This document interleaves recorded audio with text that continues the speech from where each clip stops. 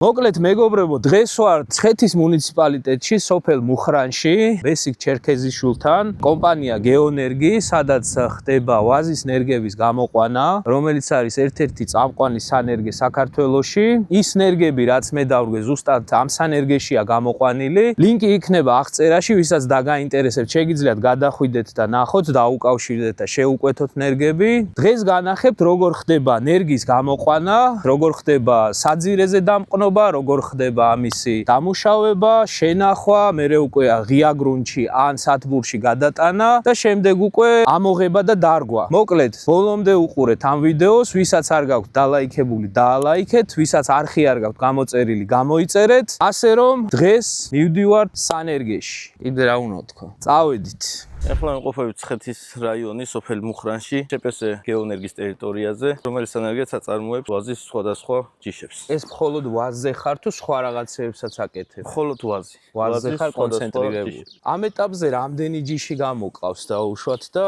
ძირითადად რომელი ჯიშებია? დაახლოებით 200-მდე ჯიში არის ახლა ამ ეტაპზე და არის სხვადასხვა ჯიშები, არის თვითონ ადამიანების მოტანილი, რომლებიც თვითონ მოსწონთ. არის ასევე რეგისტრირებული ჯიშები, როგორც არის ქართლი, კახეთი, გურია, სამცხე-ჯავახეთი და ასე შემდეგ. ან ნებისმიერ შეუძლია მოიტანოს კალმები, ხო, ეგრეთ წოდებული ქები და შეგვიძლია გამოუყვანო ესე იგი საძირეზე დაუყნო. საიდან ვიწყებთ ნერგის გამოყვანას? ესენი ახლა აღებულია ზოგი შემოდგომით, ზოგი გაზაფხულზე, ეს არის რქები. ეს არის ახლა რომელიმე ჯიში. როდის დამუშავებაც ხდება ახლა ამ ეტაპზე. ახლა მას აქვს ეტიკეტი გაკეთებული, ხიხვი არის და იჭრება სათითაო კვირტზე, რომელიც მოხდება მისი მყნობა უკვე საძირეზე, რომელიც იქნება 51B, SO4 თუ 5B. ანუ ესე იგი ეს არის რქა. ხა, რომელიც სუფთავდება და იჭრება თითო კვირტზე. აი ესე. ამის მოშორება არ ხდება შემოდგომით, რადგან ახლოსა გადაჭრა, აქედან მიდის, მაინც აორთქლება კი არის მათ შუაში, მაგრამ რაღაც ენერგიას კარგავს და ჯობია რომ მოკეთებული აქვს ესე იგი უკვე. ჯობია რომ როცა უკვე მყნობის ფაზაში მივა, მაშინ მოხდეს მისი დამუშავება და გასუფთავება და დაჭრა. ესე იგი მოხდა ამისი თითო კვირტზე დაჭრა და გამზადება იმისთვის რომ უკვე საძირეზე დავამყნოთ, ხო? კი. ეს არის ფრანგული საძირე, კერძოდ ლეზანიდან მოგვაქვს ახლა ამ ეტაპზე ეს საძირეები. ფორმით ჩამოდის საძირეები უკვე საფრანგეთიდან. იხსნება. ეს რამდენიანზეა დაჭრილი? მეტრა 7 არის. მეტრა 7. და რამდენი ამოდის აქედან? რამდენი ჯიში საძირე? SO4. 3 ცალი. 3 ცალი აი ამოვა შემთხვევაში აქედან. 3, მაგრამ არის ისეთი ახლა გაფრჩებული და შეიძლება ამისი მოუწიოს საკვირტე რომ 2 მოუწიოს. შემდეგ ახლა ეს საძირე უკვე გადის უკვე კვირტების მოცლას. დაბრმავებას ეძახიან. არ გაიღვიძოს. კვირტები არ განვითარდეს, რომ საძირე არ წამოვიდეს და განვითარდეს უკვე დამყნობილი კვირტი, რომელიც იქნება ჯიტის ვინიფერა, ხო? ეგრევე ძახ. ეს დამყნობის შემდეგ უკვე ისე 200-ებად იკვრება, ითვლება და მიდის უკვე წყალში დასალბობად. მთლიანად დაფარული არის, შეგვიძლია ვნახოთ კიდევაც წყლით.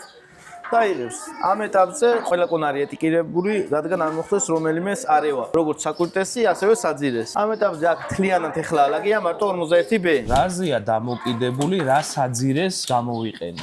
ადამიანი დამკვეთი მოდის ჩემთან, ვთხოვ მიწის ანალიზსა. რადგან მოხდეს იმ მიწაზე შერჩევა ამა თუ იმ საძირესი, როგორც იქნება, აი მაგალითად შეიძლება თუ კირქვა მაღალია, კარბონატობა მაღალი, მაგალითად კარბონატობაზე 51B, რომელიც ყველაზე მაღალ კარბონატობას უძლებს. ანუ ჩვენ ახლა მესხეთში რაც დავრგეთ, ეგ იყო 5BB-ზე დამყნობები.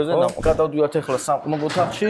აი ესენია დაჭრილი დაახლოებით 40 სანტიმეტრზე და ხდება მე უკვე დამყნობა ამ საკუთრეს. ორივე უნდა ჩავალბოთ, ესე იგი წყალში. ორივე წყალში ლბება, ცარილა წყალში და რადგან არ იყოს თუ რამე დაკარგული ამ ხას აჭრიდან დღემდე. აი, აბა ამ ეტაპზე ომეგა უნოებით არის მყნობა. ომეგა უნო რა არის აპარატი? არის აპარატი, რომელიც ამყნობს ომეგას ჭრილით. მე დავამყნო, ეცალი მე დავამყნო. აუცილებელი არის დამთხევა დიამეტრის საძირის და საკვირტის. ანუ არ უნდა აცდეს ესე იგი. კი, ზუსტად შეიძლება არის გამონაკლისი, შეიძლება კვირტი იყოს ოდნავ წვრილი, ვიდრე საძირე, მაგრამ საძირე, ანუ საძირეზე დიდი არ უნდა იყოს კვირტი ესე იგი. არა, საძირეზე დიდი არ, მაგრამ კვირტი შეიძლება ცოტათი პატარა იყოს. ამას უკვე ენაკით დამყნობილი.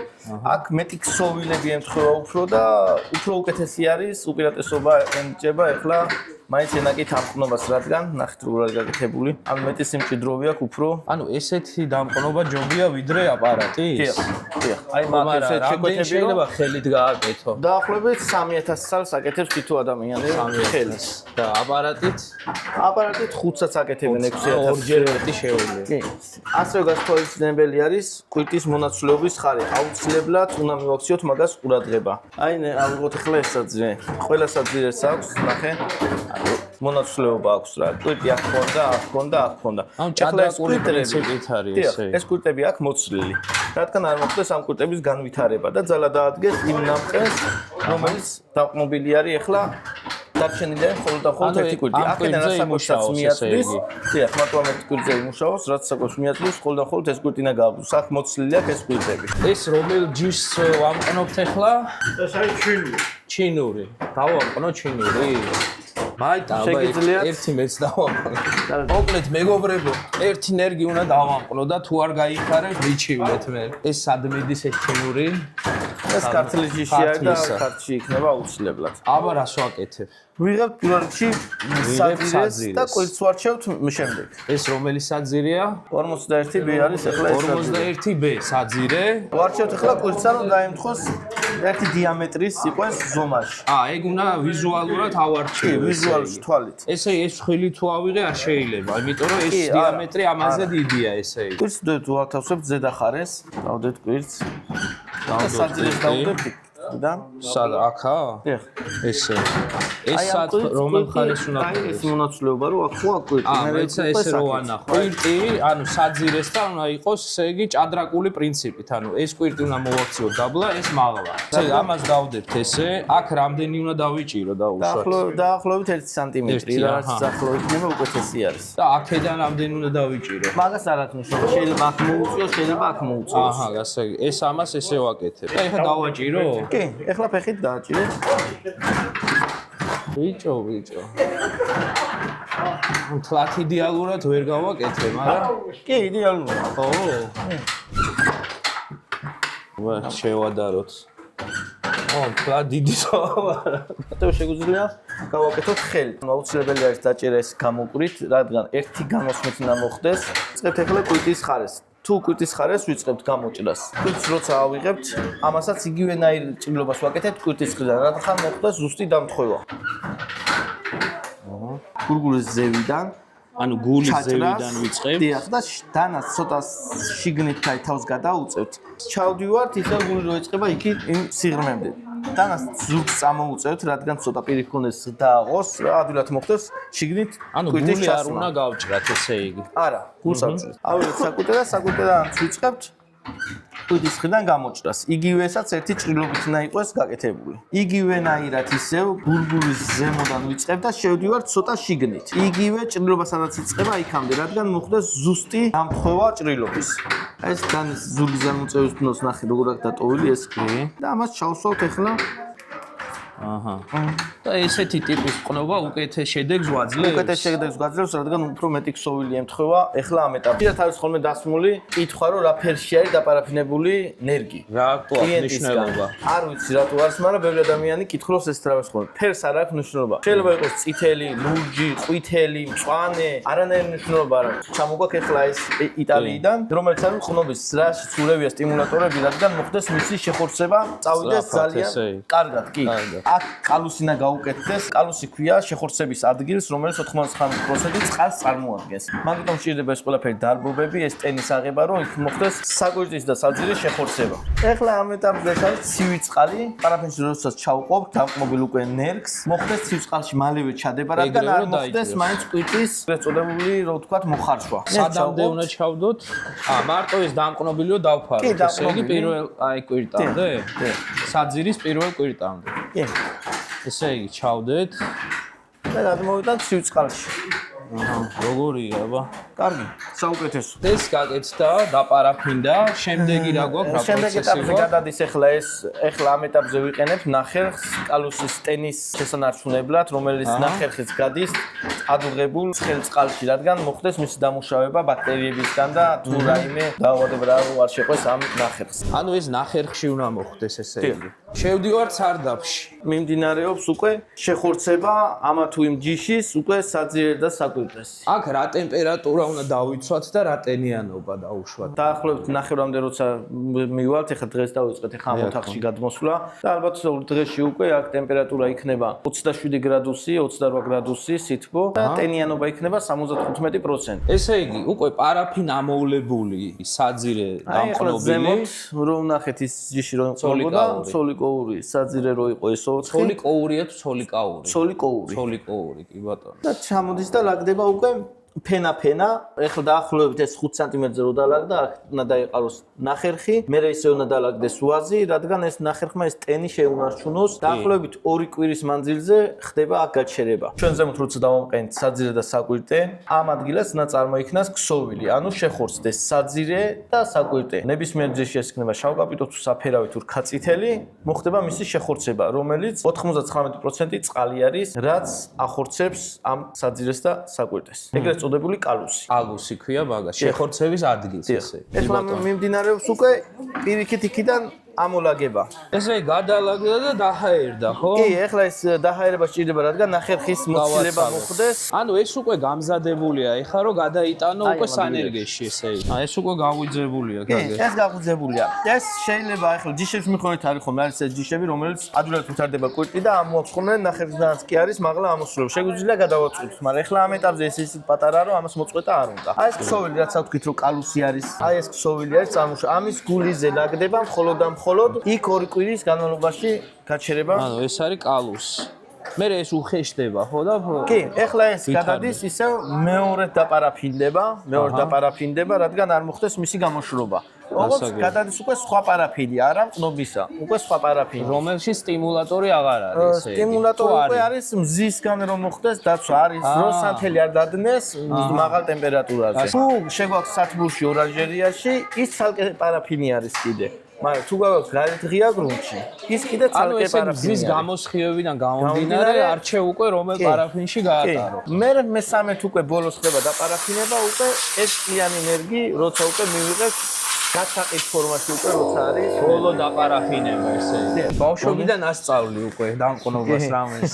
ეხლა ეს არის უკვე ამ გავლილი აქვს ეს 2 კვირის სასრაბტაციო კამერა, სადაც ხდება ამათი შეხორცება. გაიარა ეს პროცესი უკვე შეხორცდა და ხდება უკვე ახალ სხვა მეორე პარაფინში, რომელიც გადის უკვე გარეთ ღია გრუნტში.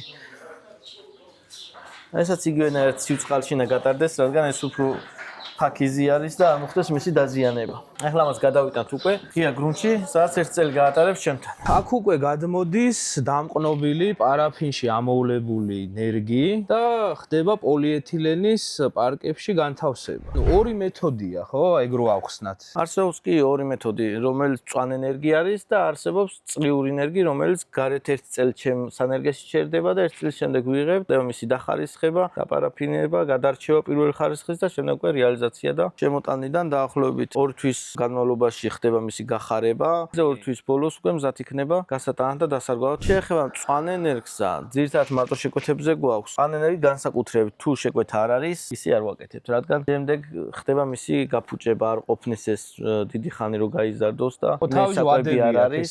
კი.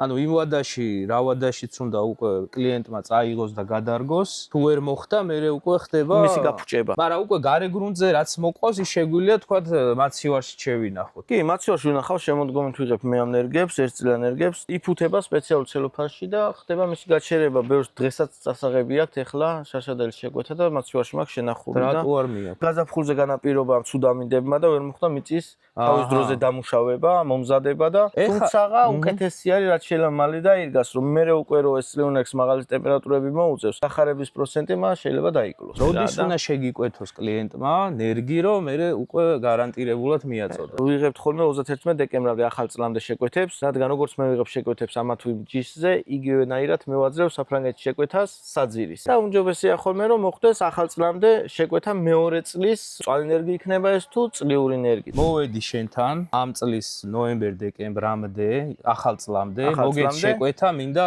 რაღაც 10000 ენერგია. თუ მჭირდება მწვანე ენერგი რო გადავრგო, ესე იგი შენ უკვე თავს აძირეს ჩამოგაქ ამყნობ და იმ პროცესებს ატარებ ყველაფერს და უკვე შემდეგი წლის მაისში მექნება ენერგი მწვანე აი ესეთი ფორმის უკვე მწვანე ენერგი. მაგრამ თუ მინდა რომ თქვა წლიური ენერგი დეკემბერში ავიღე შეკვეთა, ნოემბერში მეორე წლის ნოემბერში გაწლე უკვე ერთწლიან ენერგს. ფასებიც განსხვავდება მაგ შემთხვევაში. ფასები ახლა ამ ეტაპზე 4-5 ლარად ვყიდით ერთ ენერგს. მწვანესაც და წლიურსაც.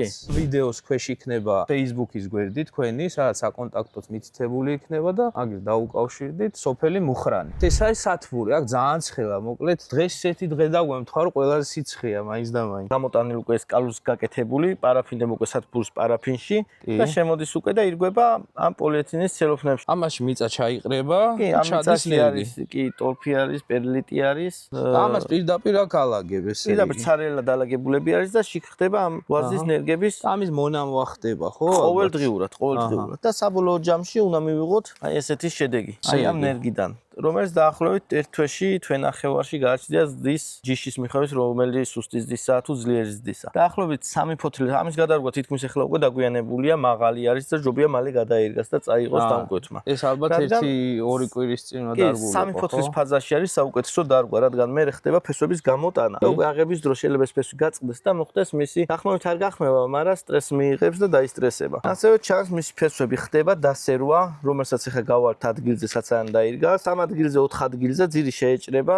პარკიანა უნდა ჩავდო? პარკიან ჩავდებთ, კი. პარკი მე ეს დეგრადირდება. ხელი პარკი არის და რამდენიმე პრობლემა საერთოდ კი არანაირი პრობლემა აღარ აქვს. და ისე რომ როგორი ენერგიის დარგვა ჯობია ზოგადად რომ როცა წყლის საშუალება არის, მწვანე ენერგიის დარგვა ჯობია, რადგან პირდაპირ აგრძელებს ზრდასა. მეორე წელს ასე ვთქვათ, უკვე ნიშნებს და მოსავალს იძლევა. მაგრამ როცა წყლის საშუალება არ არის, ამის დარგვა საერთოდ არც ურჩევთ, იმიტომ რომ ჩათვალეთ ეს ირგვება მაისის ივნისში ირგვება ძირითადად და ივნისში უკვე ხელა ტემპერატურა თითქმის ჩითილია რა ესე რომ ვთქვათ და გახარება ძალიან გაუჭირდება. მაგრამ როცა წყლის საშუალება აქვს, თუ მექანიკური დაზიანება არ მოხდა ამ ენერგიის დარგვის დროს, ჩათვალეთ 100-დან 100 გახარებულია.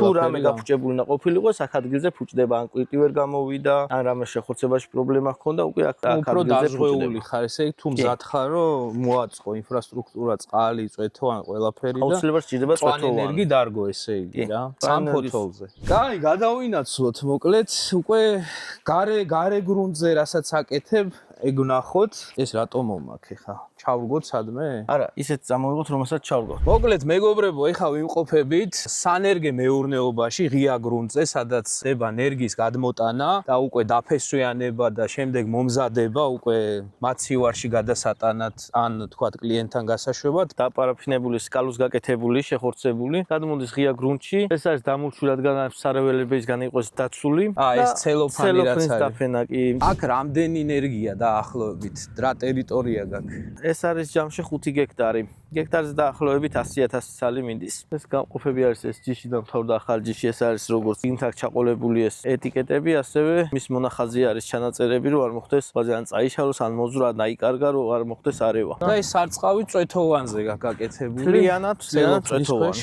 მთლიანად წვეთოვანი. ყოველ წელს ვიყენებთ ახალს, რომ არ მოხდეს რაიმე საწვეთურში არ გაბიდნა. რით ანოყიერებ მიწას? ძირითადად ორგანული სასუქებით ყოველ წელს ვაკეთებ ანალიზს, თუ რაიმე აკლია სიტუაცია აზოტია, ფოსფორია, კალიუმია, იმ დასაშვებს ზღვარს ვაძლევ წყალში ხსნადი სასუქებს წვეთოვნით, რა თქმა უნდა. თუ რაიმე დააკდა ანალიზში, შემდეგ მოხდება მისი შეტანა. მოკლედ, ეხლა მიმდინარეობს, ესე იგი, ენერგიის დარგვის პროცესი ღია გრუნტში. როდის არის საუკეთესო დრო? თქვა, წელიწადში როდის ხდება და რამდენჯერ? ერთხელ ხდება ეს ყნობას, დარგვაც და უმჯობესი არის ეხლა აქ ვიმყოფებით, რადგან ქართლი არის, ცოტა სივი გაზაფხული იცის წაყინვები. ეგ ყოფილა ეგეთი შემთხვევა, რომ აპრილის ბოლო მაისშიც კი ყოფილა ყინვა და გაუფუჭებია ეს ენერგი. ეგან აუცილებლად ეს კალუს შეხორცებაში არის ჩათვალეთ 99% წყალი.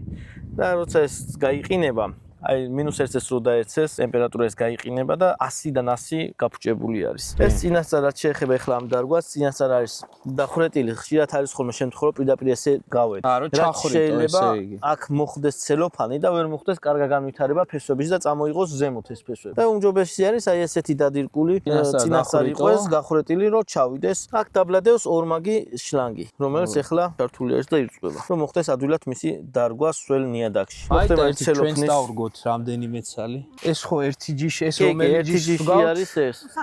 უსახელოური. წამო. ესე იგი, მეგობრებო, ეხლა უნდა დავრგოთ უსახელოური, ერთ-ერთი ძვირადღირებული ჯიში. ასევე ღვინო. უსახელოური ძირითადად საიდან გაქვს შეკვეთები, რომელი ზონებში? ძირითადად ოყურეში და მან მოდის ყველაზე ხარისხიანი. ესე იგი, ჩავდეთ და სადამდე უნდა ჩავიდეს? საკმარისი არის ეს, რომ ზედა ხარი იყოს, მაგრამ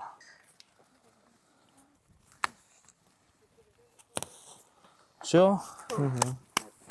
შემოდგომით მივიღებთ უკვე ფესვიან ჩამოყალიბებულ წლიურ ნერგს. გარე გრუნტზე წლიური ნერგი ამოვიღეთ და უკვე მოდის მაცივარში. მოდის ჯერ დარბაზში, სადაც ხდება მისი დახარისხება, დათვლა, დაპარაფინება, ეტიკეტირება და მოდის უკვე მაცივარში შესანახად. თუ მზად აქვს დამკვეთს გამზადებული ნიადაგი, პირდაპირ მიაქვს, მაცივარში არ შემოდის, მაგრამ როცა ნაკვეთი არ აქვს მზად და ელოდება გაზაფხულს, მაგ დროს უნახავთ უკვე მაცივარში. მაცივარში რა დრო შეიძლება შევინახოთ მაცივარში დაუშვათ. მაცივარში წელს განმავლობაში შემიძლია შევინახოთ. იგივენაირად როგორც იმას ჭირდება ტენიანობა, იგივენაირად ვიჭერთ აქ ტენიანობას და პრობლემა არ ექნება. +2 გრადუსზე გვიყენია მაცივარი, რომ არ მოხდეს მისი გამოშრობა, არც გაყინვა და არც გამოშრობა. 1 გრადუსიდან 2 გრადუსამდე პლუსი. ანუ ამ სპეციალურ პარკებში ხდება მისი შენახვა. Sauvignon Blanc-ი 5 ბებე საძირე. და გამოვიღოთ 1 კონა. აი ეს ხდება შენახვა, ეს არის შემოდგომით ამოღებული და არც ერთი ბწკალი არა გავჭებული. ფესვი ზოგადად შეგვიძლია ფრჩხილით, პატარაც რო გაიქერქება, თეთრინა იყოს აუცილებლად. აი დაფესვიანება აქვს. უმაღლესი ხარისხის ნერგი ახლა. ისე ნერგებში რამე კატეგორიზაცია არსებობს? კი, არსებობს პირველი ხარისხის, მეორე ხარისხის და მესამე ხარისხის. ჩვენს ენერგიაში მხოლოდ და მხოლოდ ხდება პირველი ხარისხის, პირველი კატეგორიის ნერგის კატეგორია. კი, ეს პირველი კატეგორია. და რიგანი საზღვრება ეს კატეგორიები ძირითადად? დაფესვიანება, ანუ არ ნაქონდეს არანაკლები, 3-4 ფესვზე ნაკლები, კრუგზე ნაქონდეს თლიანად ფესვები და კალუსინა იყოს კარგად შეხორცებული. როცა გადასწევ არ უნდა გადატყდეს რა. ხო, აი ეს ხوارი, აი ახლა იქ დამკნობილი, ამას რო გადასწევ, აი სადად ყდება რა, არა, ანუ აქ არ უნდა გადატყდეს ესე. აჰე, შეგვიძლია ეს გადავტეხო და გადავტეხო. კალუსი თუ გადატყდა, იმას აქვს პრობლემა რა. კალუსი უმოწდება, შეხორცება უნდა ქონდეს კარგად. ესე აქედან უკვე მზად არის რომ წავიდეს კლიენტთან. კლიენტთან დაირგას და გაშენდეს ვენახი. და გაიხაროს და გაგვახაროს. შენი საფირმო ფრაზა. აია, გავგრევი იმის მერე. იქ რა კაია, შეხვალ თუ რაღაც გახდომა გინდა დადგები იმუშავებ. შემოხვალ მერე გასა. აქ აღარ უნდა შემოხვიდე, გაცივდები. ჩააციებ აქ ბლუს. აქ ღვინო შეგიძლია ჩააციო, კარგად. როდის გადაწყვიტე გაგეკეთებინა სანერგე? რა იყო მაგის მთავარი მიზეზი? ჩემი პაპაბებიაც ნერგებს აკეთებდნენ, როგორც ხეხილის ასევე უაზის, ქონდათ უაზის სანერგე. სწავლობდი მაგათთან ერთად. ქონდა პრაქტიკული დიდი გამოცდილება ნერგის გამოყვანის. მე მომიწია უკვე სწავლა სასწავლებელში მეუნახეობა მეღვინეობის. მომიწია მე განვითარება და კომპანიის ჩამოყალიბება 18 წელია, რაც გავაკეთეთ კომპანია და ვეზდებოდით. ეს საძირეები შემოქონდა თავიდან, უკრაინიდან შემომქონდა, მოლდავეთიდან შემომქონდა. საბოლოო ჯამში რომ შევჩერდით ამ ფრანგულ საძირეზე, რადგან ამის ხარისხი უფრო მაღალი იყო. კი, რა თქმა უნდა. ესე გაიზარდა ესე ჩემი კომპანია და დღეს ვაწარმოებთ 1.5 მილიონი 2 მილიონ ნერგს წელიწადში. ანუ ამ საქმეში ხა შენი გამოცდილებით ამდენ წლიანი, აი მთავარი გამოწვევა რა იყო? თოდნა უნდა ამ ნერგის გამოყვანას, რადგან არ უნდა დაარღვიოს ტენიანობა იქნება, ეს ტემპერატურა იქნება, მერე სწორედ უნდა შეურჩიო, ვადები აქვს თავისი, თავის დროზე უნდა მისცე, შეწამლა უნდა მისცე, სასუქი უნდა მისცე. როგორც მართლა ეს შვილი ვითო, კაი შედარება, ისეთი მოვლა სჭირდება რა. და ეხა ამ საქმეში შენს გარდა ვინ არის ჩართული ოჯახიდან? ძირითადად მთელი ოჯახი ჩართულები ვართ. ყველას განაწილებული გვაქვს ჩვენი საქმე და პლუს ამას, რა თქმა უნდა, მარტო ოჯახი არა, რა თქმა უნდა, ამას ბევრი პერსონა სჭირდება, რომელიც ჩემი სოფლელები არიან და თითქმის ერთი დიდი ოჯახი ვარ. აი სამომავლო გეგმაზეც რო ვისაუბროთ, ეხა მე რაც ვნახე, კიდე ამის გარდა სხვა მეურნეობებიც გაქვს. მოკლედ ბოლომდე ხარ ჩართული ამ სოფლის მეურნეობაში, ანუ რა გეგმა გაქვს? აი 5-10 წელში რა გინდა რომ მოხდეს, სად გინდა რომ იყო? ჩემი საკუთარი სადედეებს ვაკეთებ, რომლებიც გამაჩნია დღეს, მაგრამ უფრო ვიწრო წრეში და ვაპირებ მის გაფართოებას. გამზადებული მაქვს უკვე ნიადაგები. ჩემი სურვილი ის არის, რომ უკვე საფრანგეთიდან კი არა, პირიქით ჩემი ადგილზე ვაწარმოო ის საძირები, რომელიც დღეს საფრანგეთიდან შემომა. რას ეტყოდი ჩვენს აგრომენის მაყურებელს? ნუ პირველ რიგში რა თქმა უნდა არხინა იყოს გამოწერილი, რადგან ბევრი საინტერესო ვიდეო იდება, როგორც ეს არ არის მარტო ვაზზე დამოკიდებული და ეს არ არის მარტო ფრინველია თუ ცხოველი, მთელი ციკლი არის შეკლული ამ გვერდზე და მართლა ძალიან საინტერესო გვერდი არის და ურჩევ რომ მართლა გამოიწერონ ეს არხი და უყურონ ყოველთვის ამ ახალ თანამედროვე ცვლილებებს. გამოიწერეთ არხი, დაალაიქეთ ეს ვიდეო. ეხლა გადავინაცვლოთ, დავურგოთ მწვანე ნერგი და ამით დაგემშვიდობებით. მოკლედ ეხლა დავურგავთ უკვე მწვანე ნერგს. თქვენ ნახეთ ჩვეულებრივი ნერგი, როგორ დავურგეთ. მწვანე ნერგი არის ეხლა ეს, რომელიც ირგვება მაისის ბოლოდან ივნისის შუა. მთელი ივნისი აუცილებელი არის ქონდეს არანაკლები სამფოთს. ეხლა ეს უკვე გადაზრდილი არის და სანაგიდან როცა წამოვიღეთ, ნახეთ ფესვები აქვს ჩაწყვეტილი მიწაში აღების დროს. ეს ცელოფანი არის დადირკული, რომ აქედან არ მოხდეს წყლის ჩაგუბება და ჩალპობა ამ ძირის. ეხლა ამ შემთხვევაში რახანაც გადაზრდილი არის, შეგვიძლია ესენი წავაჭრათ და ჩავრგათ ესე. გახარების დიდი პროცენტი აქვს უფრო. რაც შეეხება მწვანე ნერგის დარგვას, რომ მეტი ძალა არ დააწვეს ფერს ესე. კი, ეხლა ესენი რახან რომ მიაწვევს საკვები, რომ მოხდეს უფრო კარგად განვითარება. ესენი შეგვიძლია მოვაცალოთ. ამ საბოლოო ჯამში მაინც აქედან მივიღოთ ერთი გაზრდილი ცენტრალური ქა. ამ რაც შეეხება ეხლა ამის დასერვას, უმჯობესი არის ხოლმე ბრიტვით დაისეროს, რომ შიგნით არ მოხდეს ფესვების ჩაჭრა. ჩავაჭრით დაახლოებით 3 ადგილზე ან 4 ადგილზე და ძირს აუცილებლად შევუჭრით. ამ ცელოფანი არ უნდა მოვაციოთ. ცელოფანი არის, ცელოფნის მოცვისას შეიძლება მიწა დაიშალოს და ნერგი გაფუჭდეს. ამებს გადაუკეცავთ და მზად არის დასარგავთ, როგორც ის ნერგი, წლიური ნერგი, ესაც ნამყენ ადგილამდე დარგვა. ამას ეხლა იმ ნერგისგან განსხვავებით, ამას ცოტა ფაქიზი დასარგავია, მაგრამ სამაგიეროდ გახარების პროცენტი 100-დან 100 აქვს, იმიტომ რომ თვითონ გახარებულია. ამას ეხლა იმ ვაზთან განსხვავებით, წლიური ნერგთან განსხვავებით, ჩატკეპნა, ფესვების დატკეპნა არ სჭირდება. იმიტომ შეიძლება გამოიწვიოს ფესვების ჩაწყვეტა. უბრალოდ მივაყაროთ მიწა. უბრალოდ მივაყაროთ, დავუტოვოთ ესე ჯამივით და დავასხათ წყალი. ეს სწორად დავტოვეთ ეხლა სიმაღლე? ეხლა როცა მოიწყება ეს ცოტა დაიწევს. და მე მიწით უნდა შევავსოთ. აი ეხლა ამ შემთხვევაში ზევიდან მოხდა წყლის დასხმა ამ ფოთლებზე და შეიძლება გამოიწვიოს დაწვა. უმჯობესია გვერდზე დავასხა და ფოთლები არ დასველდეს. და ეს რო დავრგო და წვეთოვანი გავუკეთო რა პრობლემაა? პირველი დასხმა უმჯობესი არის რომ დაესხას ხელით ნებისმიერ მცენარეზე. კი, თუ რამე დარჩენილი არის, ამოვიდეს და დასვას თავისი. ან შემილია რაღაც შლანგით მივასხა რა. კი, არ უნდა დასველდეს ეს ფოთლები რა, რომ მზისგან მე დაავადება ჭრაქი. ადვილად ჩდება. კი, აი რა მოდის ეხლა ეს ბუშტები თუცადმე ჰაერები არის. მე არის კიდე ესეთი ადგილები, სადაც ძალიან ცივი კლიმატია და უწევთ ხოლმე ძალიან გვიან დარგა ამ წლიური ნერგის და თუ წყლის პრობლემა არ აქვს, უმჯობესი არის რომ მწვანე ნერგი დარგა ეგეთ ადგილებში. ისე რეკომენდაცია ზოგადად თქვა თუ ვინმე აშენებს ეხა ჯობია რომ მაინც მწვანე ნერგზე გავაკეთოთ აქცენტი, ხო? კი, თუ გვაქვს სარწყავი სისტემა. თუ გვაქვს, ნუ ეხა თუ სერიოზულად უყურებთ საქმეს, სარწყავი სისტემა გვინდა აუცილებლად. ამას რამე განოყიერება ისა არ ჭირდება, ხო? ამ ეტაპზე არაფერი არ სჭირდება საერთოდ. მე ზოგადად შეგიძლია მიახმარო უკვე ეს უკვე რო ფესვებს გამოიტანს ამ პარკიდან და გავა უკვე ნიადაგში, შეგიძლია უკვე მე მიახმარო ესა თუ ის რამე სასუქი. გაიხარე და გაგვახარე, ხო? მაგის გარეშე არ შეიძლება ამის დარგვა. მადლობა მოკლედ, წარმატებებს გისურვებ და კიდევ ერთხელ არხი გამოიწერეთ, მეგობრებო, რომ კიდევ ბევრი განახოთ საინტერესო მეურნეობები, ადამიანები, ვინც ქმნიან ქართულ სოფლის მეურნეობას და შესაბამისად ქმნიან დოულადს ქვეყანაში. განსაღი ნერგებით. მოკლედ შევხვდებით შემდეგ ვიდეოში. კარგად.